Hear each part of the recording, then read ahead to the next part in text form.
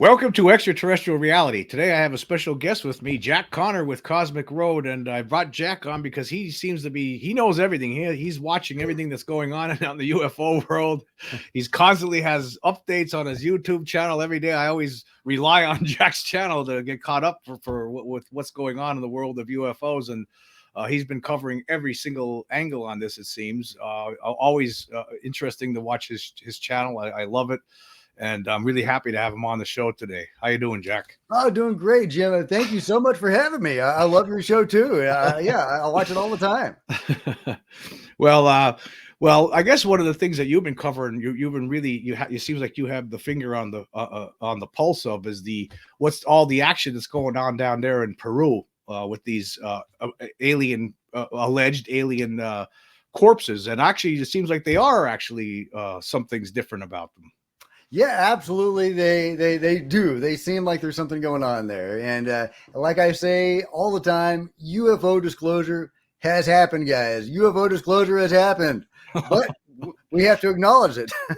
And that's the problem. It didn't happen in the U.S. It didn't happen in the Western countries. So, if a tree falls in the forest and it doesn't make a sound, did it actually fall? Well, it fell, guys. It fell. There's all sorts of aliens or non-human bodies they are finding in Peru of different sizes, different ages, from about 1,000 years old to about 7,000 years old. Little ones and big ones. There are supposedly very large ones, like 3 meters tall, that we've seen the hands of and the reproductions of the head of. But we don't have the full bodies of those. One of those giant alien heads, if you will, has apparently been sold to somebody in Hollywood. Will they pony up? Will they allow access to that, scientific access to that? We'll see. A lot of these bodies have been sold on the black market. Unfortunately, that is, because we are getting UFO disclosure in through the back door, literally the criminal underground of South America. It is, unfortunately, some of it's going to go into the criminal underground. And, these guys are trying to make a living, these tomb raiders that have been finding these bodies. And of course, there's some hoaxes and some fakes and some ritual dolls that the peoples of the era made at the time for, ritual purposes. But we're not talking about those. We're talking about the actual non-human bodies that they are finding, that over 50 plus scientists and doctors have studied.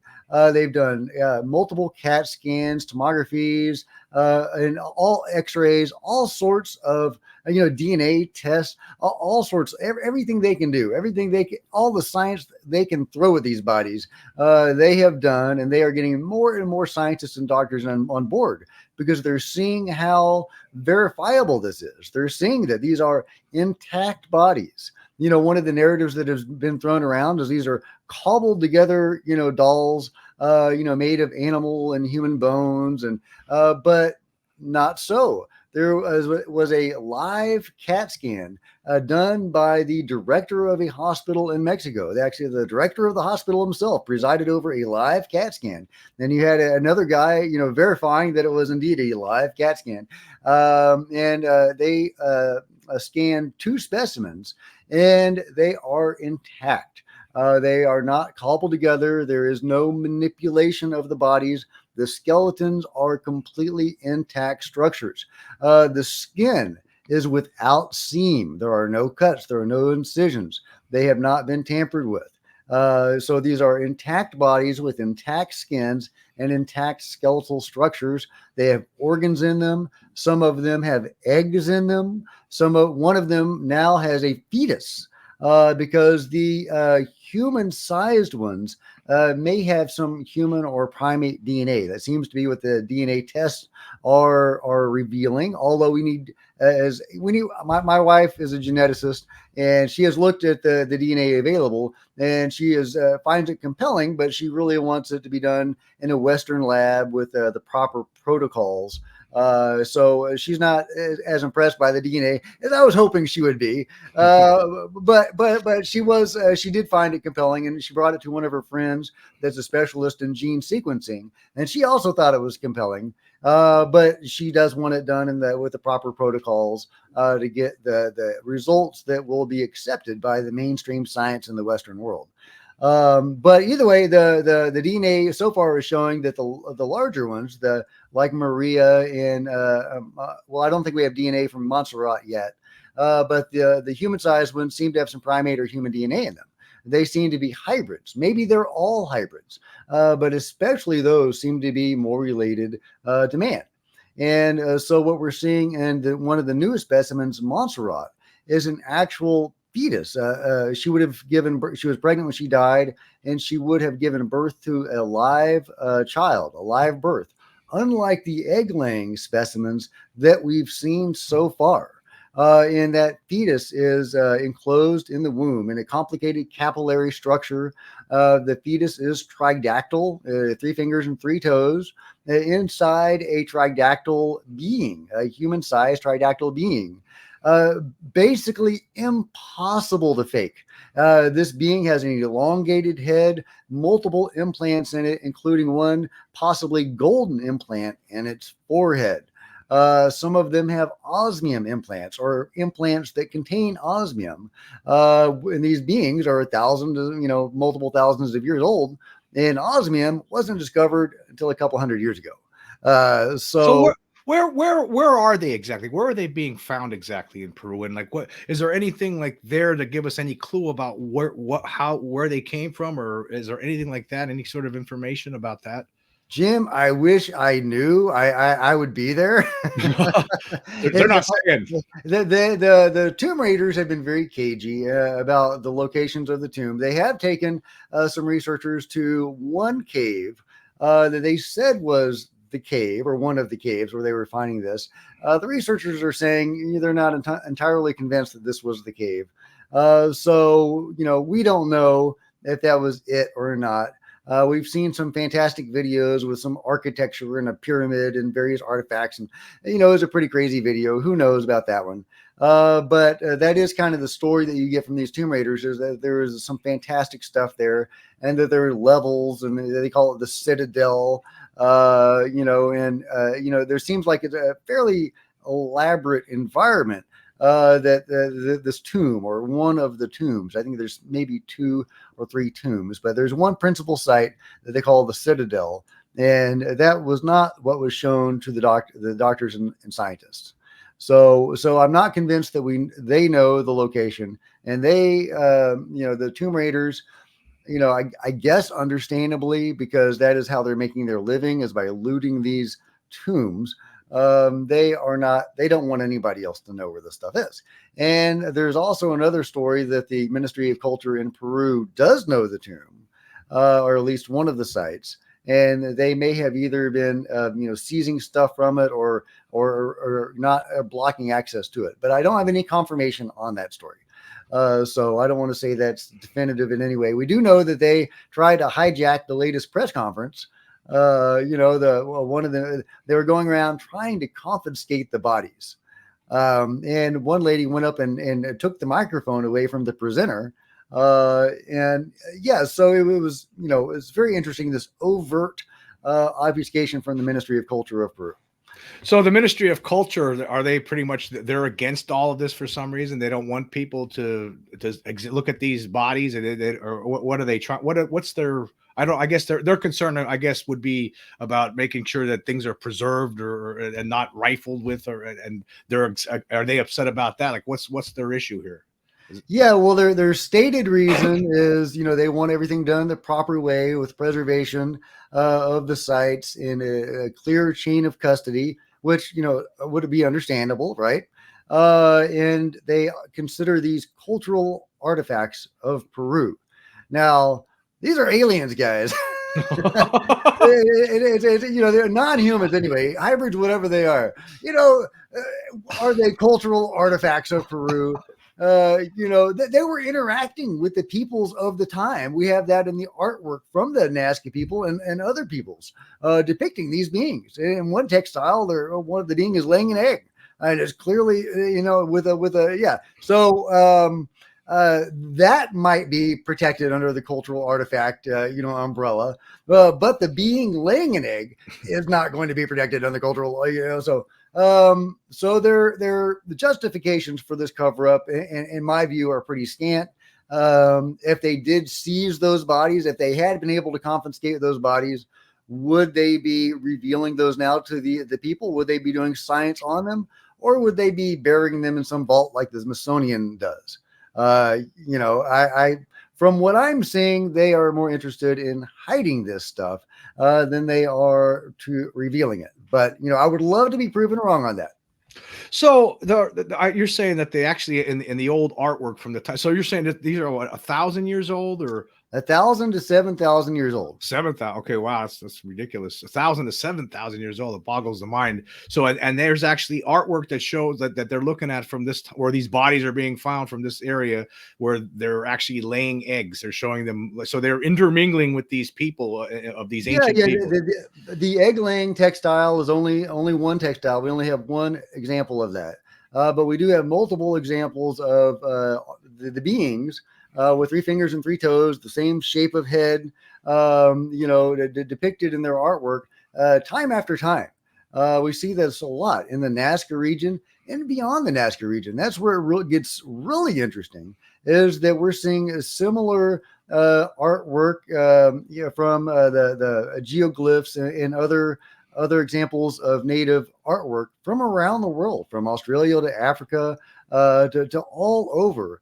These possibly Japan, these beings may very well have had a global presence. I think that is super fascinating, and I wonder if there are other bodies waiting to be discovered in those places. So, and that's do all of the bodies, do all these alien bodies feature just 3 digits on their hands? There was one found in Mexico that had 4 digits.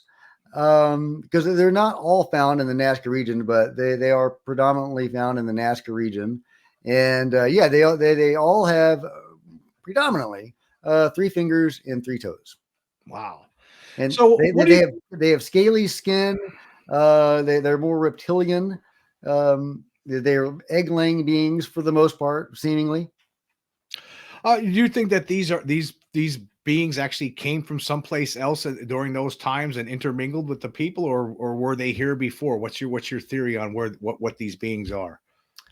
Well, I would love to know, Jim. I mean, okay,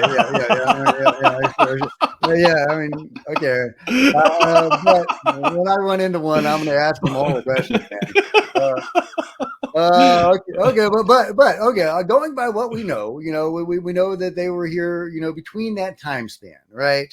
And they did have some interactions with the peoples of the time, and the peoples of the time weren't depicting them as eating them or killing them or being, bad guys, right? So they may have had a peaceful existence with the peoples of the time. And they also were not depicted as gods, which is interesting. So they were just kind of there. They were, an interesting, feature of these people's lives. Maybe they lived, outside of town, or, maybe you had to take a trip to get there, but you were aware of their existence. Maybe they would pop up. Maybe there was some trade. Who knows?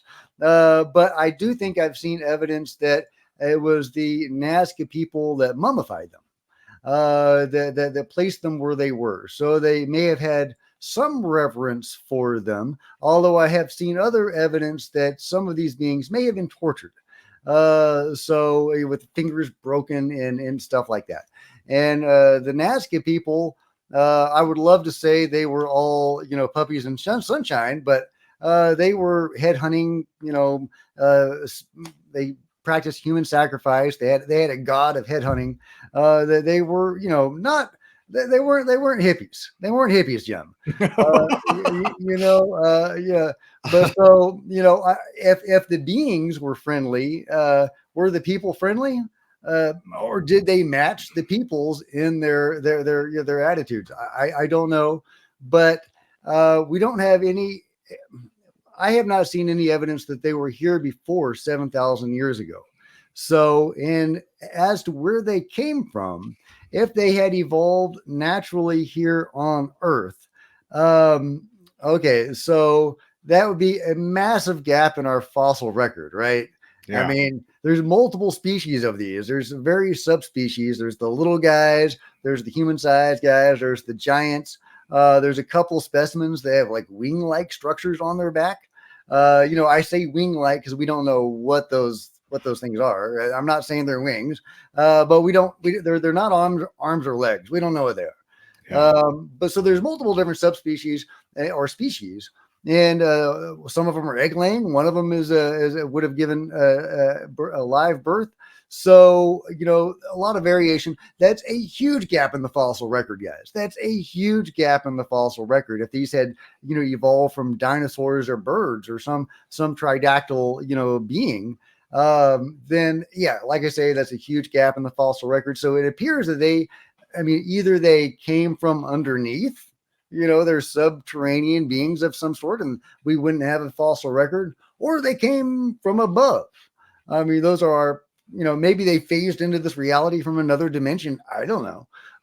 But they don't seem to be beings that evolved naturally on Earth as far as we can see.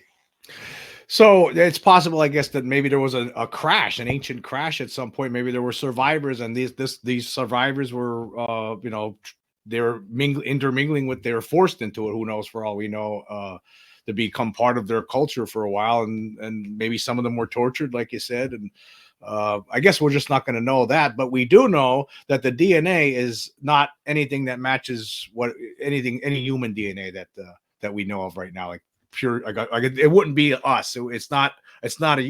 These are not human beings. They're humanoid, but they're not human beings. We could say that with certainty. Yes, we can say that with we don't have 3 fingers and 3 toes or scaly skin or lay eggs. Right. I don't. So yeah, they're not us.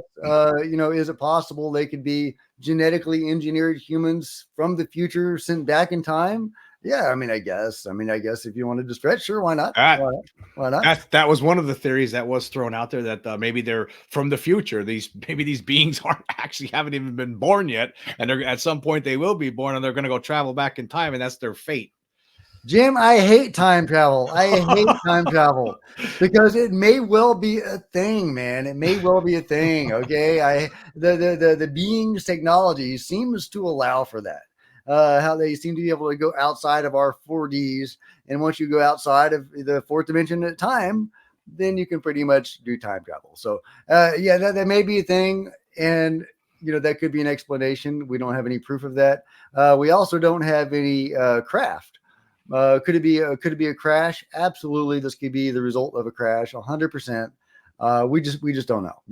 As far as I know, there is no craft depicted in the artwork of the peoples.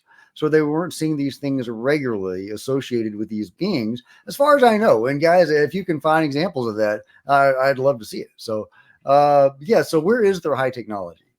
We've seen possibly some examples shown by some of the Tomb Raiders. But again, is that reliable? Is that real? Because that goes along with the pyramid and the fighting mantis people video and stuff like that. I don't know what to make of all that. So I just, focus on the bodies until some really reliable information about their technology comes out. So I see some of the most recent news. There was like a deputation of American scientists or something that are there now to do their own examination. Where is that at this point? Yeah. I actually reached out to them for an interview, and they said, "Well, it's preliminary yet. They're not necessarily scheduling a whole bunch of interviews, but hopefully I'll get one. Dr. McDowell, I think I'm getting his name right. Is it John McDowell? Anyway, who is apparently a very noteworthy doctor, doctor or scientist. He went down there, and he was part of the recent press event, along with 2 others, I believe. They are not the first American doctors and scientists to look at the specimens. There have been a few others before, and also Canadian and Japanese. So it's not exclusively coming from Mexico and Peru. But this guy apparently is really good. Apparently he's really well credentialed. He won some sort of award that was equivalent to like a Nobel Prize kind of thing. So he's really good. And he has so far studied the foot of Maria. I don't know if it's 1 foot or 2 feet. and he says there is no tampering or manipulation of that foot, which is very important because that means, because it's a tridactyl being, it's got 3 toes. So that means we're looking at a genuine, a legitimate tridactyl being. So that's huge. You have somebody of his caliber saying this is a tridactyl being. There's no, well, yeah, I mean, he's not saying that. He's saying there's no manipulation or tampering. So, will he actually go as far as to say, it's a tridactyl being? We'll see. Scientists tend to be pretty cagey. You'll read a long paper by them and they'll say, this warrants further study. Yeah. That's how they roll. My wife is a scientist. I'm aware. But yeah, so yeah, we have some Americans on it, very high caliber guys that are authenticating the legitimacy of these beings. So yeah, I mean, it looks like, and plus we already have there's a giant army of other scientists that are already saying this. I mean, how come, like, it seems like we're not taking this seriously? Why do we have to have these American scientists? As an already, I mean, as far as I'm concerned, what's wrong with the scientists that already confirmed it too? I mean, how come we're not? There's no. It doesn't make any sense to me. Like, I mean, I understand. I guess I do think that it's necessary because it seems that's the only way you're going to get anyone to believe it. But really, it's not necessary because we already have scientists that just that have been confirming this. Many scientists. You said it was many that have already looked at this already. And yeah. I mean, we've had 50 or plus doctors and scientists that have looked at it already. Very high caliber guys. The chief pathologist of the Mexican Navy. A dozen medically trained professors at Ica University. We have the director of a hospital involved in the live CAT scan. We've got some really good guys that have already looked at it. But, Americans and Westerners are, they can say, oh, Peru, Mexico, and, who knows what's going on down there. And they want, an American or, a Western scientist to get on board with this. And so we're starting to get that now. And, it is what it is. At least we are gaining traction. And that's the main thing, is the ball is rolling on this. We are getting more and more people involved in, certifying these things. So I feel like even more and more American scientists are going to jump on the mummy train. And yeah. Oh, that's interesting, and I would still imagine though that the skeptics are never going to accept this, no matter which scientist comes to a podium and announces that these are not human beings, these are alien in nature. It doesn't really matter, I guess, to the skeptics, because every time I read a story, it seems from a lot of these people, it's always saying, "Oh, these are just hoaxes. They're talking about something from before." There's like seems to be a confusion about what we're looking at now and what was getting looked at earlier. Is that true? Yeah, well, I'm sure that Mick West already has his explanation. A seagull has 3 fingers. I mean, it's probably a seagull. Okay, fact check me on the seagull. I'm not a seagull expert. Okay, but yeah, I mean, part of it's totally understandable because there are fakes, there are hoaxes. When Gaia was doing its documentary on the mummies, the scientists that were looking at them, they had to discount an entire body because they found signs of manipulation on the body. It was a human mummified body that had been, it had its fingers cut off and it was trying to be passed off as a Nazca mummy. But the important thing is they caught it. The hoaxes cannot survive scientific rigor at this level. And so yes, there are hoaxes. There are ritual dolls. The peoples of the time made dolls that looked similar to these guys. I imagine that's because they had some import in their culture. They were maybe there were gods or, good luck talismans or something. So they would make dolls that look like them. I'm just speculating here, but I'm not seeing a huge other reason why they had ritual dolls that look so much like that. And there are fakes. There had been for a long time. This cottage industry in Mexico and South America selling these fakes. Now it's interesting because the Nazca mummies were really only discovered a few years ago. So were there other specimens that were being sold on the black market from other sites that had been discovered before the Nazca mummies? Why were they making fakes of these things? Or not exactly like this, but similar things. They've been making fakes of for a long time. So were they finding other things that people were aware of that just hadn't disseminated into the science yet? What were they making fakes of? I mean, it's interesting. It's an interesting question, but yeah. So it's understandable why people are cautious about this, because if you just look at one example, it might be a fake. So you have to look at multiple examples. You have to do all the tests and the scans, and you need the most credible and competent doctors and scientists looking at it. But once you get them looking at it, you probably should look at their research.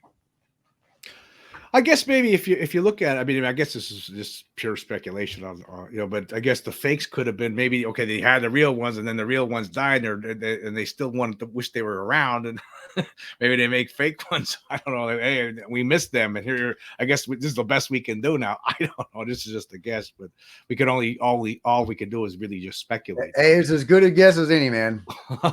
I wonder, like, I guess that's the question though. Like, okay, what does this mean though? Now that you're going to have these American scientists, it seems they're probably, I'm assuming they're going to probably reach the same conclusions as all these other scientists. I don't see why they wouldn't. And then what happens then? Okay, they're alien. We already have people telling us these are not human, these are alien. What happens then? What's the next step in this research? What happens after this? Well, first, I mean, we need to know all about the bodies. We need to know all their biology. We need to get this widely accepted by the mainstream scientific community, and then they can disseminate this to the public and get the public on board with this, because, it's been years since the Tic Tac came out, and we're, only getting gradually public, awareness and acceptance of that to some degree. Now, a body is much more dramatic, so potentially it could have much greater weight. But it can also be seen as even fringier. I don't know why that's fringier. I mean, it's beyond nuts and bolts. It's flesh and blood, maybe desiccated flesh and blood, but it's flesh and blood. And so, I mean, this is as concrete a proof as we could ever ask for, that there are non-human beings on this earth. Where do they come from? That's a great question. So we need to find out all about the bodies, their life cycles, why there are different species. Why are there different subspecies? Were the little ones, were those the authentic aliens that created these hybrids? Because that's kind of what it looks like based on the human and primate DNA they're finding in Maria. I'll be very curious to see what they find in Montserrat, with her elongated head, but also her fetus. Is she possibly hybridized with the Paracas beings, the elongated skull people? Because they weren't that far away. Paracas isn't that far from Nazca. So once we, satisfy ourselves that these are legit and allow the, other professionals to get in there, some archaeologists, we need to create a new branch of science called xenobiology. I'm sure there's some xenobiologists out there somewhere at Area 51. But now we'll have a legit excuse for these guys to come out, or for a new field to be created, to learn all about these guys. And then if we can ever get access to the freaking sites, if there's anything left, if the looters haven't looted everything, maybe we can start studying their culture. What was the culture of these beings like? How did they interact with humans? How long have they been here? Were they indeed worldwide? Are there ships? Are there craft? How did they get here? There's so many questions about these guys. And yeah, I'm just super fascinated. But we do need access to the sites. So, I don't know how we're going to get that, whether it's, forking over a ginormous sum of money to the Tomb Raiders to tell us, or exactly how you go about that. But the rumor is that there are still unexplored areas of at least one of these major sites. Well, that's important. I mean, I think that, what would be interesting here is if, once we get over this, once you have the Americans and everyone, okay, yeah, you're right. Then we move on to that. I think it is imperative, like you're saying, to go to a tomb where it's unmolested, where it hasn't been touched by any Tomb Raiders, where serious scientists and researchers could try to figure out what the hell was going on in the long distant past with these beings and the people that were intermingling with them. What is this all about? This is changing our history. Obviously, this is what this is leading to. This changes everything, actually, I would say. Man, this is like, I mean, if these bodies are as legit as they seem, and I'm like totally on board the mummy train at this point, then this is like the biggest scientific discovery of all time. It is. I mean, right? I mean, that's what we're looking at. that's what we're looking at. Yeah. So yeah, we need so much science being brought to bear on this, and new sciences created to be brought to bear on this. I mean, archaeology. Maybe we can have xenoarchaeology. Xenobiology. Xenoanthropology, xenoanthropology. Yeah, instead of anthropology. There's all sorts of stuff that needs to be created, and also there are supposedly rumors of the locals that these beings, some of them, may still be alive. And then we had things like the Atacama body, studied by Gary Nolan and publicly dismissed, but apparently behind the scenes, he may have been saying some other stuff, according to Stephen Greer and his one of his directors and producer. And so that Atacama body is only a few decades old. A very inhuman looking, elongated skull. So, I mean, if that's legit, and I'm not saying it is, but if it is, then that does hint to some sort of ongoing presence by some similar beings and in that same general area. Are these beings still there? Well, I mean, there's been reports recently in Peru, and are they? Is that a connection? You think? Is that? I mean, there isn't that the what do they call the face peelers or the like? Is that not this? Isn't this in this Peru, the same area we're talking about? I mean, so is that connected somehow? Maybe. Well, the face, yeah, absolutely, Jim. There's the same general area. Now, Nazca is a very arid region, and the face peelers are in the Amazon. So different, different environment. Definitely exotic technology and the presence of the face peelers, whether they're human or non-human. At this point, it's hard to say. We have heard from Timothy Oliphant, who went there in person and interviewed people. And we've heard one of the witnesses that was attacked was hearing them speak in human languages. I think Spanish. Was it Spanish or Portuguese? I think it was Spanish. So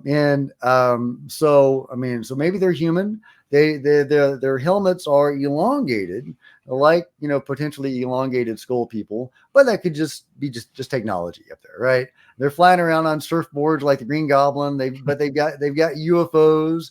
They're capable of some pretty high technology. They've got alien technology. So is this some splinter group from what I call the UFO control group? Who has all this exotic technology, and they've probably got their own craft and they're doing God knows what. Is it some, breakaway group from that doing some shady stuff down in the jungle for God knows what purpose? I mean, why are they peeling faces, Jim? Why are they peeling faces?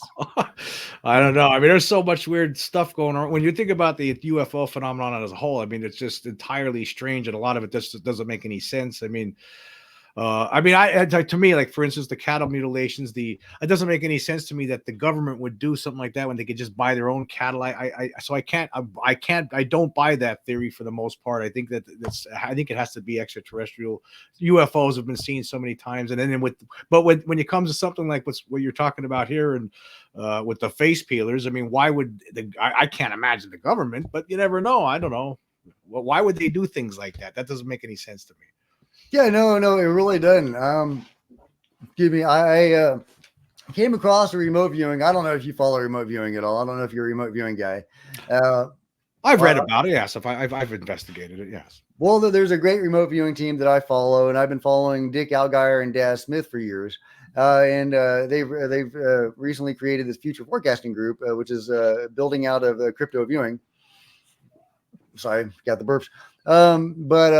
Okay, so they did a remote viewing on the missing 411 phenomenon, and one remote viewer, and this wasn't Dick and Daz, this was a sub team of theirs that Daz Smith had tasked with the missing 411 phenomenon. And by the way, the future forecasting group are the ones that predicted the Israeli attack a week before it happened. They're really good. They're really good. One of those viewers was seeing that it was humans or human-like beings that were doing this, doing the missing 411 phenomenon to harvest material to benefit their own like esoteric abilities, which sounds horrible. Of course, that's just one. Yeah, you're right. Yeah. But that's just one remote viewer. There's no corroboration on that. So I'm not saying that's what's going on, but could it be? Because whoever's doing that is also using exotic technology, whether it's humans or non-humans.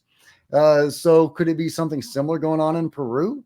Could they be harvesting something for some esoteric purpose? Uh, you know, uh, it's just all speculation, man. I would love to know. So also we have a lot of things. I mean, actually, not a lot of things that we should say. I mean, after the Arrow report come out, I mean, it seems like it's pretty dark with the government these days. I mean, you're not really getting much from these guys, the United States government, with Arrow, all of this. It just seems we're getting a lot of. It seems like pretty much. I feel like since Sean Kirkpatrick came out with it and he left there, and then the Arrow report comes out, he's been very divisive. It seems he seems like he feels like there's contempt he has for the UFO community completely. And it seems to me like I mean, he's basically lying through his teeth, and he has to know that there's people out there like us that know that he's lying through his teeth. I mean, and it doesn't seem like we're really getting anywhere. I see, some of the Congress people, Tim Burchett, he keeps pounding his fist, but he's talking about things going on in Washington right now, that if the world knew about what's going on, that there'd be riots in the street. That's somebody told him that. I mean, but we're not getting anywhere. It seems like we're just in a stagnant stage right now. That's what it feels like.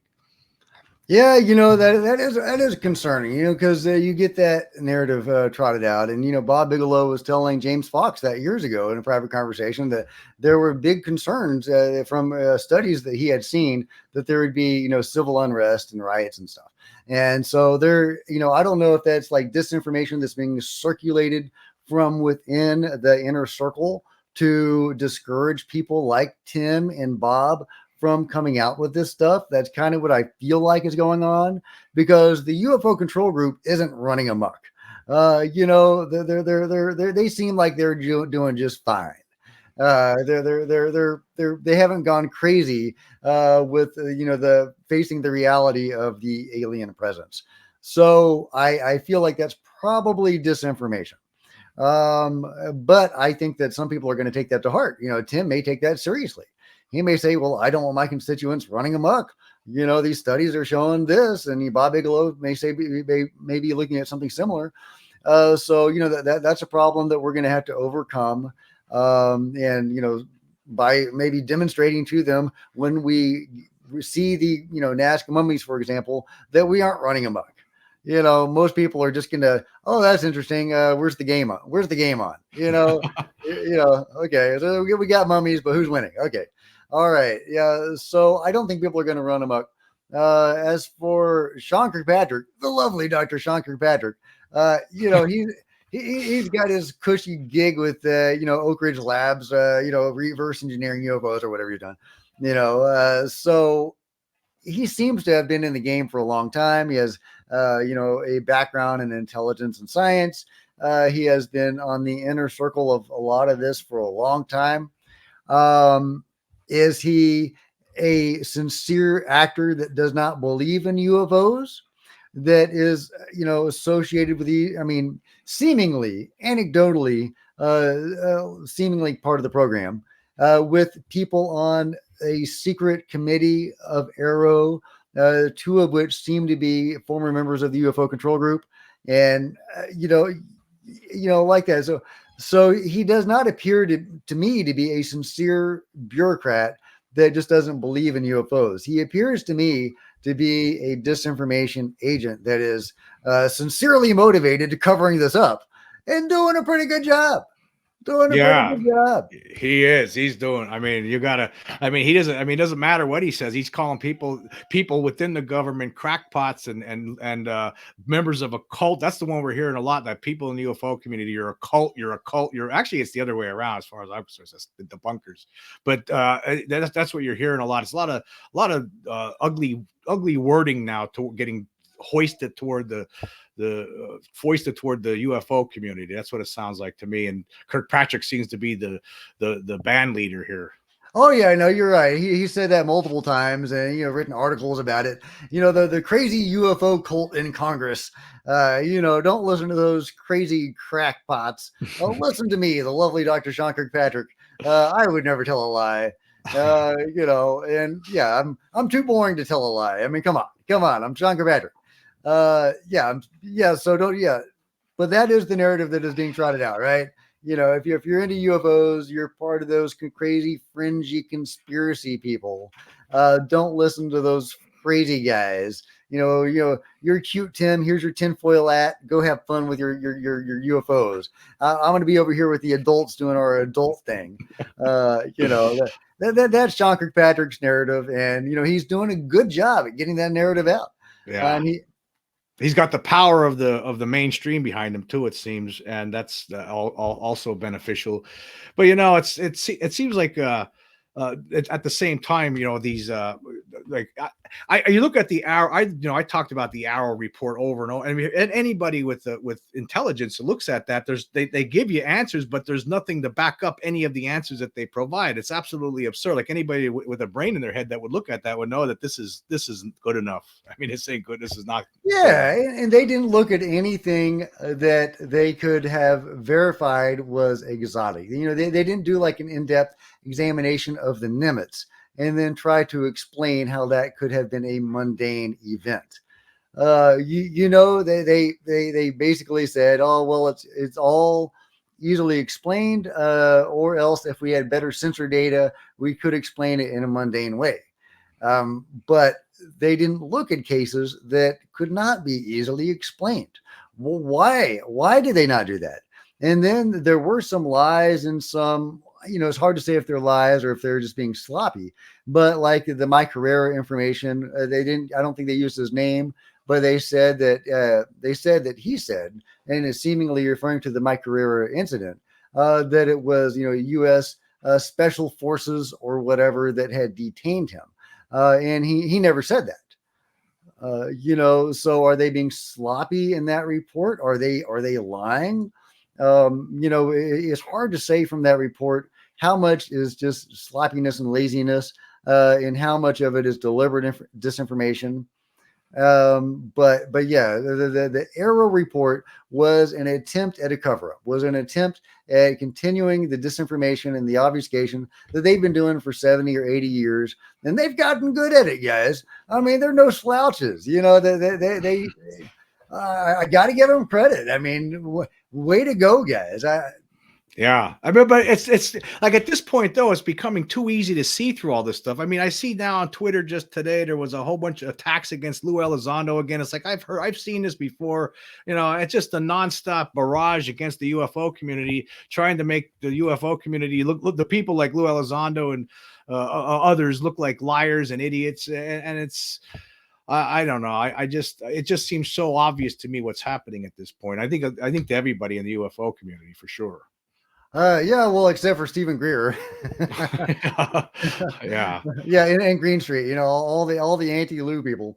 With all due respect to Stephen Greer, he has done some good stuff, like bringing my career forward and popularizing CE5. But I'm not a big Greer head. Okay, so the anti-Lou thing, you can't debunk Lou.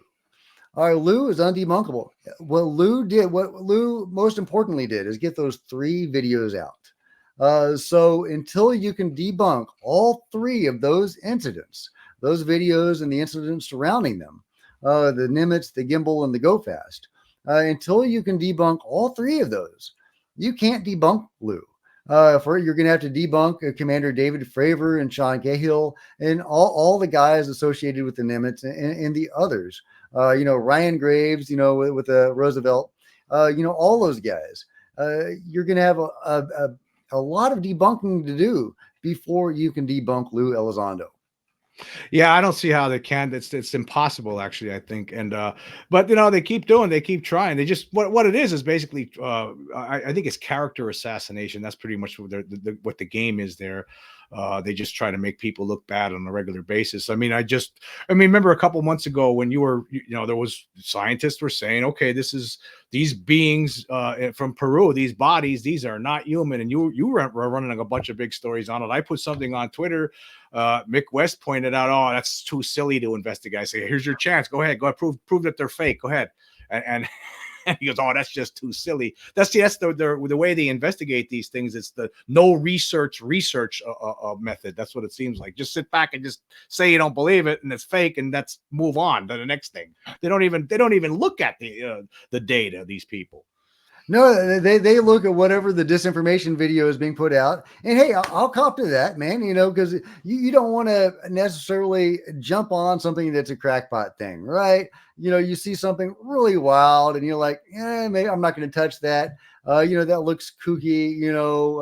Your automatic skepticism kicks in, and to a certain extent, that's healthy. But once you actually see the research and what's being done. I saw that first video that was, I think, shared by Gary Nolan, the scientist against myths, about the Nazca mummies. And it was a really good debunking. And I was like, okay, well, I guess it's been debunked. But then more data came out and more research about the mummies and CAT scans. And at least I was willing to look at it. Even if in my mind it was pretty much settled at that point, but I was like, okay, I'm still willing to look at it. And I saw the research and more research and more research and more research. And it was super compelling. And at a certain point, I was like, oh my God, this is real. These are bodies. These are non-human bodies. So, we can only encourage people to be open-minded to the research, and we need to present the research in the best, most competent way with the best, most competent researchers, in public formats. And they're doing a good job trying to hold these press events. Trying to get the public engaged. We need some English language events though that are, they've been translated, but we need them exclusively English language presented by, English speaking doctors and scientists to really engage the public. I think that's going to come across well, especially if we can get access to some of these bodies. If we can, part of the problem is bringing them into the U.S. Because they are either underground, being smuggled places, or else they are cultural artifacts of Peru. They're in a tricky legal place right now. But assuming we can get some here, and we can get a press event held in Washington D.C. or somewhere, and you get Gary Nolan out there saying these are legit bodies. So anyway, that's the trajectory for the future. But yeah, I think we're making a lot of progress. And I think people just need to be open to the research and not necessarily, look at one piece of evidence shared by one debunker. Yeah, I think I mean I'm feeling pretty good right now. I mean, I think things are really, starting to open up. I don't think it's I don't at this point here. How could we deny it? I mean, you have bodies here from 1,000 to 7,000 years old, 7,000 years ago that are no question about it. They're not human. They're alien in nature. So you have multiple scientists proving this. You're going to have more scientists going to be saying the same thing. I am certain that those American scientists will be telling us the same thing here soon. So we have that. There's all these other things going on. I think we are actually creating our own disclosure here without governments. That's what it seems like what is happening. Meanwhile, we have the governments are going to continue to lie. I would say you're going to continue hearing lies from the Pentagon. They're never going to admit to anything. I don't think. I think you're going to continue. You're going to hear stuff from the debunkers. I'm pretty much at a position now where I just don't even want to listen to them anymore. I don't think they count, because when you're presenting them information, you're presenting them data, and they're not even looking at it. They're just dismissing it out of hand and calling it a fake. So I can't. You can't. They're just not serious people. So they don't count to me anymore. And like what you're talking here today, this is amazing stuff. There's no question about it. This is. These beings they're not human. We're talking non-human beings. That's what it is. It is a disclosure, right? I mean, that's what it is. We're there. 100%, man. Yeah, this is UFO disclosure. We may not have a UFO, man, but we've got aliens. We've got bodies, y'all. We've got bodies. I love it. This is huge. This is the biggest scientific discovery of all time. This is UFO disclosure. Once humanity realizes we are not alone, this is a paradigm shift. This is a game changer. But we have to acknowledge it. Does a paradigm shift if nobody realizes the paradigm has shifted? So yeah, but forward progress, we are making forward progress, and so yeah, but we need to get the public engaged in this because disclosure has happened.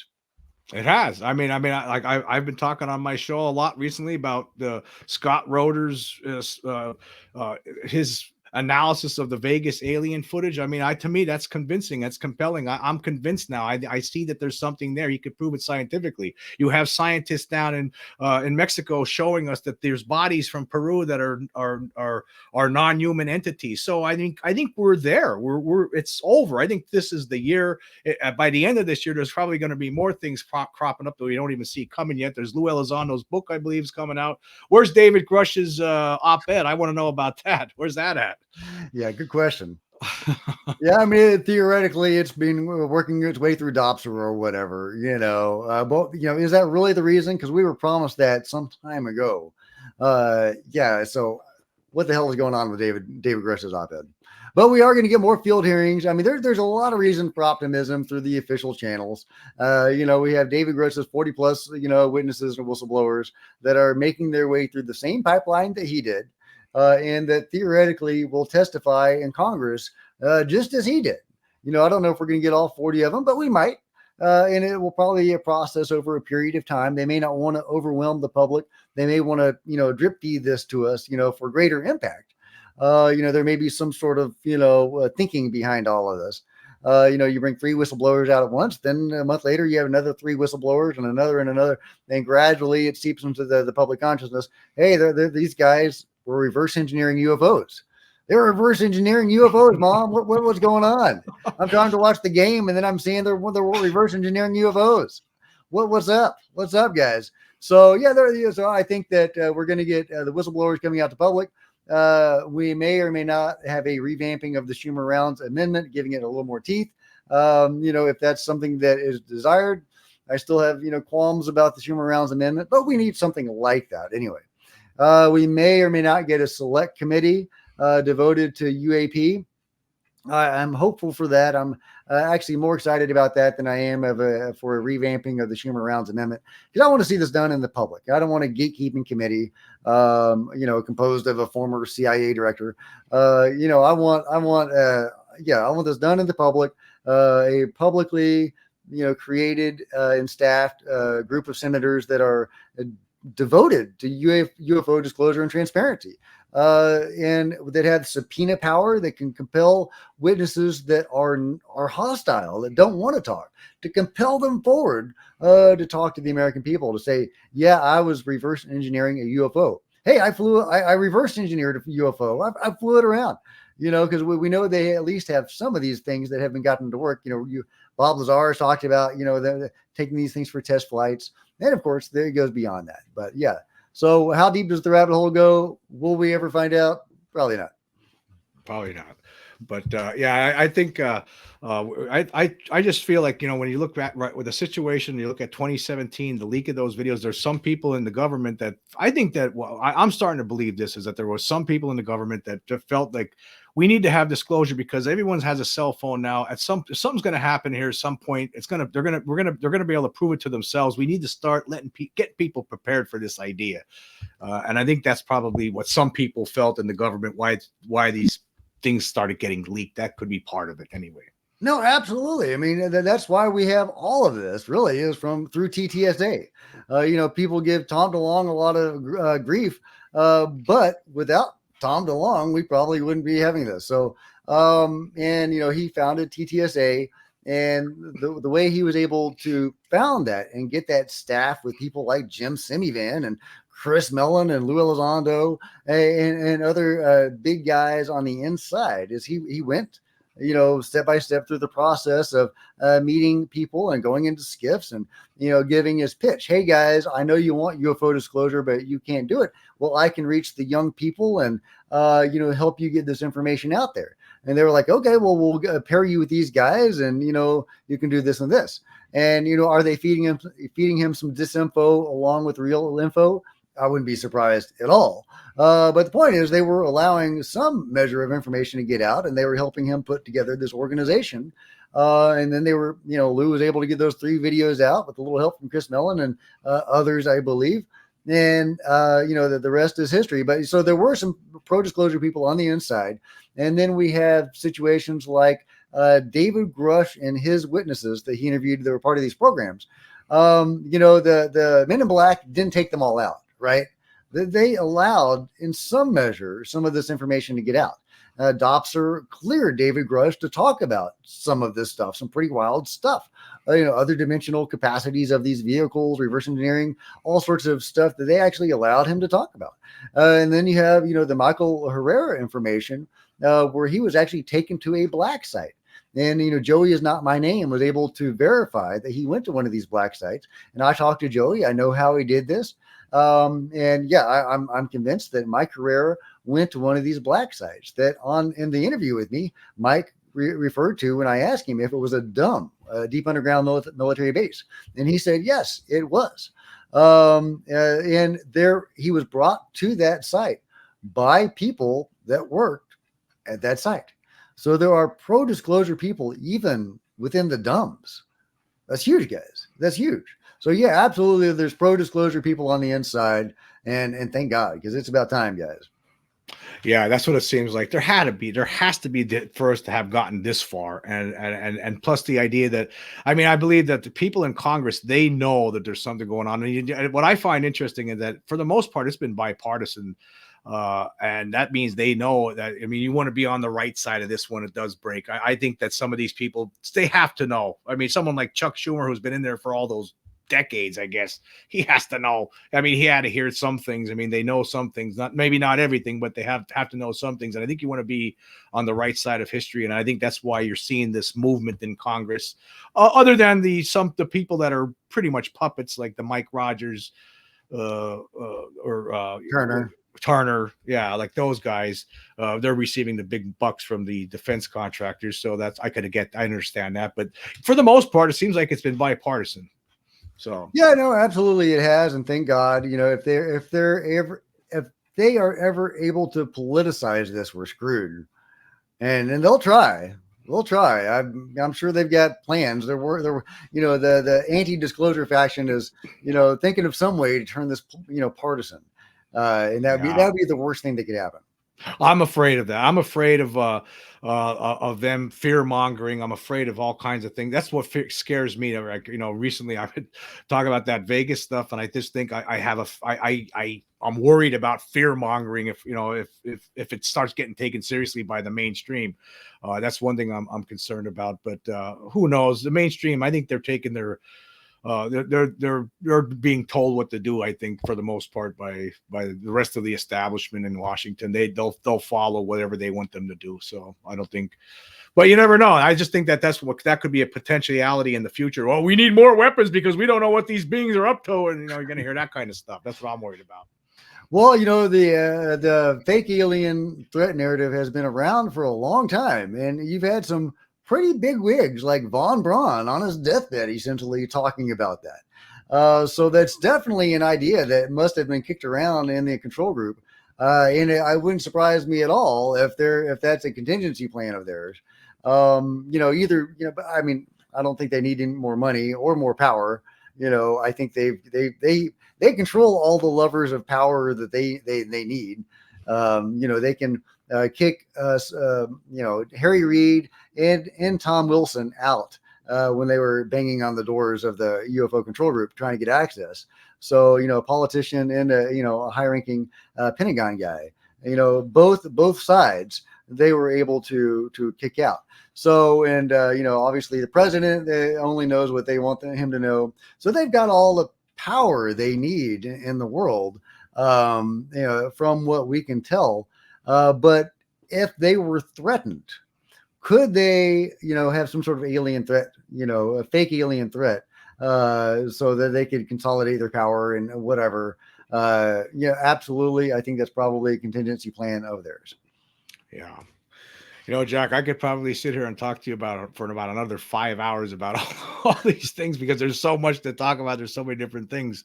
I want to say, I really want to thank you for coming on the show today and giving us this update on the Peru aliens. This is fantastic stuff. And I just want to say thank you very much. And I want to tell everyone out there to make sure you go to, if you don't, a lot of you out there already subscribed to Cosmic Road, but if you're not, you got to check out Jack's channel on YouTube. It's fantastic. There's constant stuff. I don't know how you're doing it, but you're constantly putting all these great updates all together. And I can't live without it now. I need to be watching your YouTube channel all the time. It's fantastic stuff. Thank you so much for having me, Jim. It was a blast. Yes, it was. So with all that said, everyone, I want to say thank you all for joining me. Until next time.